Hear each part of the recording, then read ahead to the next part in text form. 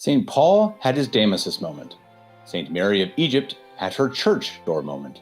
And St. Longinus had his piercing the side of Christ with a lance moment.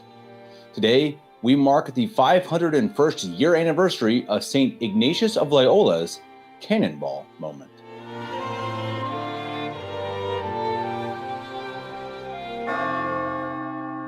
We will take our text from the life of St. Ignatius Loyola, founder of the Jesuits, Volume 1, by the Jesuit Father F. Francesco Mariani.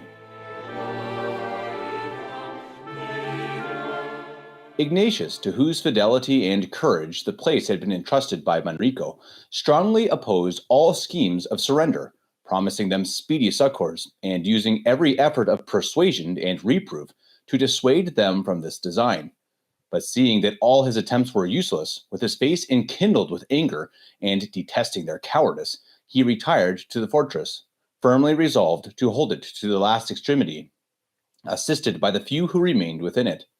One only followed his example, whilst the rest valued their own safety beyond any other consideration. In the fortress, a secret council was again held on the state of affairs, and the constable and other officials, especially the more aged, were in favor of a retreat, which was again hotly opposed by Ignatius, and the proposition fell to the ground. Meanwhile, the French troops entered the city without opposition, planted their artillery against the fortress, and summoned the constable to a parley that he might surrender the place. He accordingly went forth accompanied by 3 others, Ignatius being one of the number, but seeing that the enemy, confident in their good fortune and relying on the difficulties of the garrison, exacted the most painful conditions, he so forcibly dissuaded his companions from accepting them that it was determined by all to defend the fortress to the last extremity. I must not omit to notice in this place an anecdote which has been related by Ignatius himself. He was anxious, under these perilous circumstances, to prepare himself as the best he could to appear in the presence of God, and being unable to procure the services of a priest, he made confession of his sins to one of his comrades. Although this was confession which had no sacramental virtue, nevertheless, in past times it used to be practiced by some pious persons, and since it is in an act of great humility, the God of mercy might give to those who confessed the gift of perfect contrition for the salvation of their souls. The proposed treaty having failed, the French, without further delay, began to batter down the walls, and a breach having been effected, advanced to the assault. The Spaniards made a brave defense, stimulated by the words and example of Ignatius, who was performing prodigies of valor in protecting a bulwark which the enemy were attempting to escalade. Whilst thus engaged, a fragment torn from the wall by a cannon shot wounded him on the left leg, whilst the shot itself, rebounding from the wall, fractured the right leg, so that he fell down almost in a dying state. The courage of his comrades fell with their leader, and the fortress was immediately surrendered on the 20th of May, 1521. In order that this event, which God made use of for the sanctification of Ignatius to the unspeakable good of his church, might be held in perpetual remembrance, a chapel has been erected to the memory of the saint on the spot, and therein this history is inscribed in letters of gold. On the vigil of the holy apostles St. Peter and St. Paul, the physicians pronounced in the evening that if no sign of improvement manifested itself before midnight, they should give him up for lost. And in truth, during that night, the apostle St. Peter appeared to him in his sleep and gave him back his health. From that hour his pains began to abate, and his digestion to gain vigor, so that he was shortly after declared to be out of danger.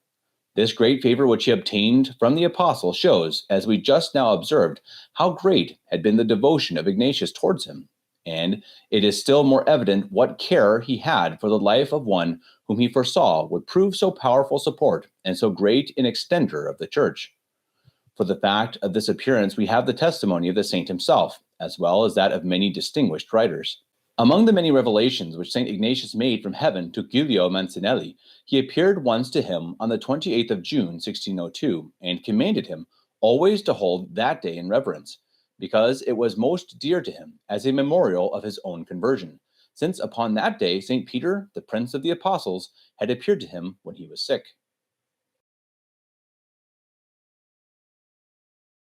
When he had recovered the use of his limbs, but not so entirely as to be able to walk and support himself with ease, whilst the physicians continued perfecting the bodily cure, God, in marvelous manner, commenced the cure of his soul. During the time that he was confined to his bed, wearied with his long period of inaction, he asked for some book of chivalry, a subject in which he took great delight. But by the merciful order of God's providence, no such book was to be found, and therefore two others on far higher subjects were brought to him instead, one of which contained the life of Christ, the other the lives of the saints, and both were written in the Castilian tongue. So great is the virtue of holy books that this reading wrought upon the mind of Ignatius more powerfully than the immediate prospect of death, or the vision of St. Peter, or the gift of health which he had received from him. For having begun to run over the books for his entertainment, by degrees he was interested by the marvelous things which they treated of, and filled with a desire of imitating such examples, so that from time to time he paused and said within himself, "And suppose that I should do what St. Dominic did, and what St. Francis did. St. Dominic did this, and St. Francis accomplished that. Therefore, with God's grace, I can do as much." In like manner, he went on proposing himself other arduous and difficult undertakings, and whatever they were, it seemed to him that his courage could never fail him.